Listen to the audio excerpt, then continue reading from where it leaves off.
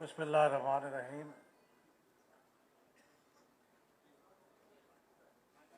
मुत्तहिदा कौमी मूवमेंट की क़यादत और उसके इतनी कसीर तादाद में जमा कारकुनान और पाकिस्तान के मुख्तलिफ इलाक़ों से बहुत शुक्रिया। यहाँ पे जिन लोगों को मैं देख रहा हूँ, लीडिंग इंटेलेक्चुअल्स, मैं आपका शुक्रिया अदा करता हूँ कि आपने मुझे अपने आज के इस प्रोग्राम में आने की दावत दी। मैं ख़ास तौर पे लाहौर से आया हूँ और जब मैं आ रहा था तो चूँकि मैं सियासी जमातों के साथ तकरीबन 2 दहाइयों से काम कर रहा हूँ और मुख्तलिफ सियासी जमातों से राब्ता रहता है और उनकी बाज़ औक़ात जो तंजीमी सलाहियतें हैं या उनकी जो डिटेल्स तक रसाई है या उन तफसीलात पे ऊपर गिरफ्त है, उसके बारे में हमें बाज़ औक़ात कभी कभी मायूसी का सामना करना पड़ता है। तो मैं सोच रहा था कि मेरा बुनियादी मकसद तो ये है कि मैं सेंसस के बारे में, मरदमशुमारी के बारे में मुत्तहिदा कौमी मूवमेंट के नुक्ता नज़र को पूरी तफसील और फैक्ट्स की बुनियाद पे समझने का मुझे मौका मिलेगा। तो मिलेगा या नहीं मिलेगा और क्या वहाँ पे इस तरह का इंतज़ाम होगा, लेकिन मैं तस्लीम करता हूँ कि मेरे ये वसवसे बेजा थे। मैंने जावेद साहब की अभी जो प्रेजेंटेशन देखी है वो इतनी कम्प्रिहेंसिव है और इस कदर मैं समझता मुफस्सल है, कम्प्रिहेंसिव है और फैक्ट्स बेस्ड है कि उसके बाद मैं ये कहने पे मजबूर हूँ कि हमारी मुल्क की दीगर सियासी जमातें भी अगर इश्यूज़ के ऊपर, मसाइल के ऊपर जायज़ा लेने के लिए, तज्ज़िया करने के लिए इसी फॉर्मेट को अपनाएं और इसी मेहनत के साथ चीज़ों को तैयार करके डिस्कस करें, तो उससे उनका मुकदमा बहुत मजबूती के साथ ना सिर्फ उनके अपने कारकुनों के अंदर पेश होगा बल्कि पूरे मुल्क के अंदर बहुत मुश्किल होगा कि उनके मौक़िफ़ को तस्लीम न किया जाए। मेरी ज़ाती तौर पे मेरी मालूमात पे बहुत इजाफ़ा हुआ है और मैं आपका शुक्रिया अदा करता हूँ कि आपने इतनी मेहनत से जो प्रेजेंटेशन तैयार की थी उसे आपने हम सब के सामने पेश किया। मेरा ख्याल है कि हमारे साथ दूसरे लोगों की भी मालूमात पे बेपनाह इजाफ़ा हुआ होगा और ये बहुत बुनियादी सी बात है जिसके लिए आज आपने स्लोगन उठाया है कि इत्तफ़ाक़ का राय पैदा किया जाए एक फेयर मरदमशुमारी के लिए। तो ये इत्तफ़ाक़ राय का जो आपका नारा है ये बज़ाते ख़ुद बहुत अहम नारा है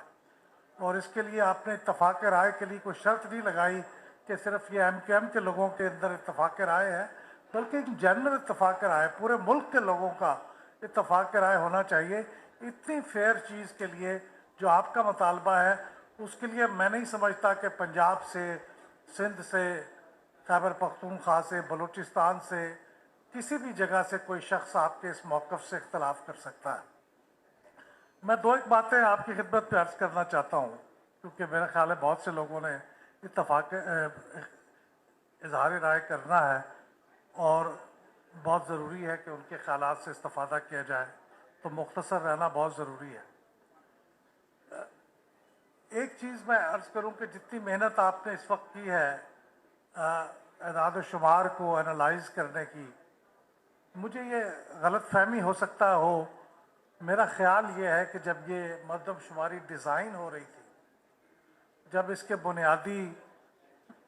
पैरामीटर्स तय हो रहे थे कि किन बुनियादों पे होगी ये मरदमशुमारी जिसे उसका डिज़ाइन कहते हैं, तो शायद उस वक्त मुख्तलिफ सियासी जमातों ने इस पहलू पे बहुत ज़्यादा तवज्जो नहीं दी। मेरा ख्याल है, हो सकता है मैं गलत हूँ। मसलन एक चीज़ जो इस सारी ख़राबी की बुनियाद है वो डी जोरे और डी फैक्टो का मामला है। 2 तरह से होती है दुनिया में मरदमशुमारी। एक वो है कि जो आपकी मुस्तकिल पते की बुनियाद पे, आप जहाँ का भी आपका एड्रेस लिखा हुआ है वो वहीं पे शुमार होगी, और एक डी फैक्टो कि आप जहाँ पे मौजूद हैं उस वक्त वहाँ पे आपको गिना जाए, ये डी फैक्टो है। تو 2017 کی جب مردم شماری ہوئی تو وہ ڈی جورے پہ ہوئی تھی اور اس سے جو خرابی پیدا ہوئی وہ ہم سب کو معلوم ہے. لیکن 2023 کے اوپر پھر جب یہ ڈیزائن ہوا تو میں خود بہت شاک میں چلا گیا جب مجھے پتہ چلا کہ پھر یہ ڈی جورے کی بنیاد پہ ہو رہی ہے، یعنی مستقل پتے کی بنیاد پہ، یا جو حقیقی جہاں کا آپ کا تعلق ہے اس کی بنیاد پہ. اگرچہ بہت سے لوگوں نے کہا نہیں اس کے ہم نے ڈیفینیشن کو بدل دیا ہے، اب ہم نے یہ کر دیا یا وہ کر دیا ہے، لیکن میرے خیال میں یہ بنیادی ایک خرابی تھی جس کی وجہ سے آگے بھی خرابیاں پیدا ہوئی ہیں. اس کے علاوہ بھی بہت سی خرابیاں ہوئی ہیں جو آپ کے اعداد و شمار سے واضح ہیں، جو آپ نے آج اسٹیٹسٹکس دیے ہیں ان کے انالیسس سے پتہ چلتا ہے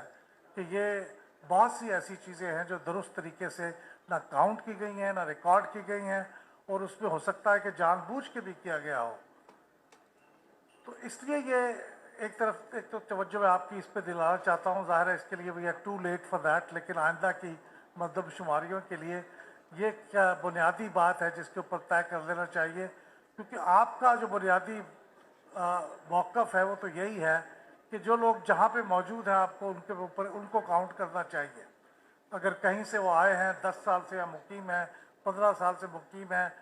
پرماننٹ ایڈریس ابھی بھی اس جگہ کا لکھا ہوا ہے، تو ان کو وہاں پہ کاؤنٹ کرنے کی بجائے جہاں کے وسائل استعمال ہوتے ہیں وہاں پہ کاؤنٹ کیا جانا چاہیے. دوسری چیز جس کا آپ کے پریزنٹیشن میں بھی ذکر آیا، میں اسے خاص طور پہ انڈر لائن کرنا چاہتا ہوں، وہ یہ ہے کہ یہ غالباً پہلا موقع ہے کہ کوئی مردم شماری کی جو ڈیڈ لائن ہے اس کے اندر اتنی دفعہ ایکسٹینشن کی گئی، یعنی کوئی 7ویں یا 8ویں دفعہ اب ایکسٹینشن ہوئی ہے. 2017 کا میں نے پوچھا تو سنا کہ 5 سے 6 دن کی ایکسٹینشن ہوئی تھی، وہ بھی کچھ چیزوں کو ویریفائی کرنا تھا. لیکن یہاں پہ 8 دفعہ ایکسٹینشن ہوئی ہے، اور یہ ہر ایکسٹینشن کے بعد سگنیفیکنٹ انکریز ہوا ہے پاپولیشن میں. اس کا مطلب یہ ہوا کہ جو پہلی کاؤنٹنگ تھی جو 1 اپریل کو جس کے اعداد و شمار ہمارے سامنے آئے تھے وہ درست نہیں تھے، کیونکہ 1 اپریل سے لے کے 15 مئی تک جو 45 دن کا گیپ ہے اس میں کراچی کی آبادی 63% بڑھی ہے. اب یہ 63% اگر بڑھی ہے تو اس کا مطلب ہے کہ 1 اپریل کو جو کاؤنٹ ہوا تھا وہ کتنا غلط تھا، کتنا فلاڈ تھا. اور اس کے بعد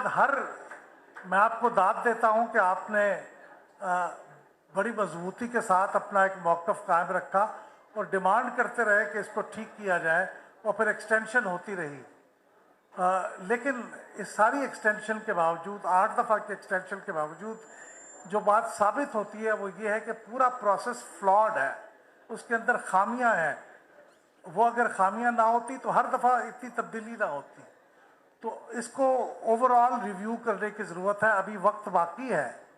اور اس کے اوپر ایکسپرٹس ویریفیکیشن کا کام کرتے ہیں. اور جہاں پہ یہ جو آپ نے اسٹیٹسٹیکل فیلسیز کی طرف توجہ دلائی ہے،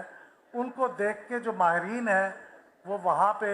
ری کاؤنٹنگ کے لیے دوبارہ سے کوشش کر سکتے ہیں، یا ان کو کراس چیک کر کے آبادی کو اس کی کریکشن کر سکتے ہیں. تو میرے خیال میں یہ بہت مناسب وقت ہے جب آپ نے کوشش کی ہے آج کے اس اجتماع کی، اور اس کے نتیجے میں امید ہے کہ ہم نہ صرف یہ کہ کراچی کی آبادی کی کریکشن کو دیکھیں گے، بلکہ جہاں کہیں بھی کوئی غلطی ہے اسے وہ کریکٹ کیا جائے گا. تو میں آپ کا شکریہ ادا کرتا ہوں کہ آپ نے یہ بہت اہم موضوع پہ ایک گفتگو کے لیے ہم سب کو اکٹھا کیا ہے، ہمیں سننے کا موقع دیا ہے، اور اس کے نتیجے میں ایک قومی نوعیت کا مسئلہ ہائی لائٹ ہوگا، اور اس کے نتیجے میں کچھ چیزیں بہتر ہوں گی.